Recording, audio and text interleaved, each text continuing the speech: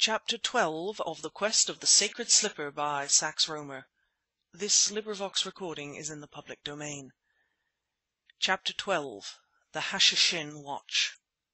"The American gentleman has just gone out, sir," said the sergeant at the door. I nodded grimly and raced down the steps. Despite my half-formed desire that the slipper should be recovered by those to whom it properly belonged, I experienced at times a curious interest in its welfare. I cannot explain this. Across the hall in front of me I saw Earl Dexter passing out of the museum. I followed him through into the Kingsway and thence to Fleet Street. He sauntered easily along, a nonchalant grey figure.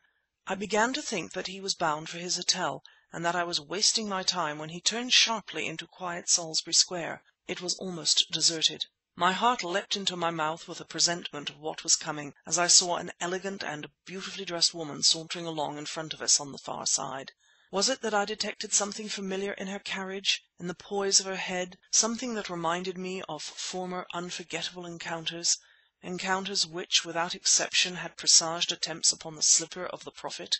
Or was it that I recollected how Dexter had booked 2 passages to America? I cannot say, but I felt my heart leap. I knew beyond any possibility of doubt that this meeting in Salisbury Square marked the opening of a new chapter in the history of the slipper. Dexter slipped his arm within that of the girl in front of him, and they paced slowly forward in earnest conversation.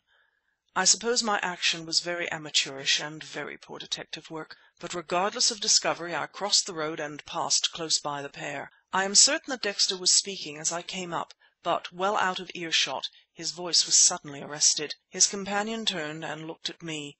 I was prepared for it, yet was thrilled electrically by the flashing glance of the violet eyes, for it was she, the beautiful harbinger of calamities.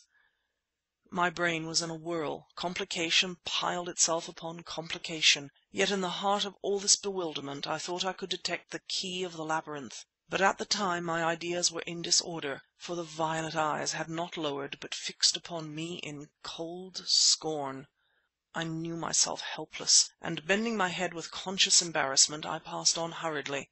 I had work to do in plenty, but I could not apply my mind to it. And now, although the obvious and sensible thing was to go about my business, I wandered on aimlessly, my brain employed with 100 idle conjectures and the query, "Where have I seen the Stetson man?" seeming to beat like a tattoo in my brain.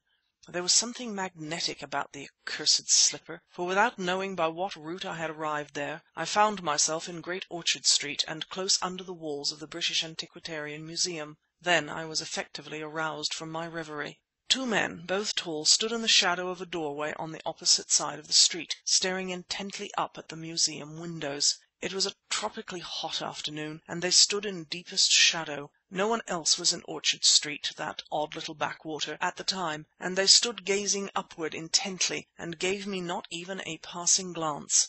But I knew one for the Oriental visitor of the morning, and despite broad noonday and the hum of busy London about me, my blood seemed to turn to water. I stood rooted to the spot, held there by a most surprising horror.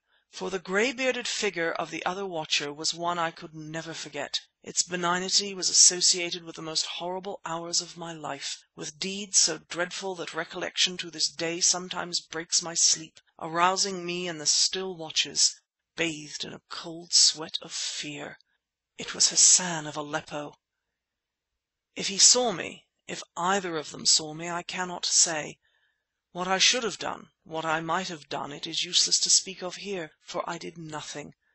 Inert, thralled by the presence of that eerie, dreadful being, I watched them leave the shadow of the doorway and pace slowly on with their dignified Eastern gait. Then, knowing how I had failed in my plain duty to my fellow men, how, finding a serpent in my path, I had hesitated to crush it, had weakly succumbed to its uncanny fascination, I made my way round to the door of the museum. End of chapter 12.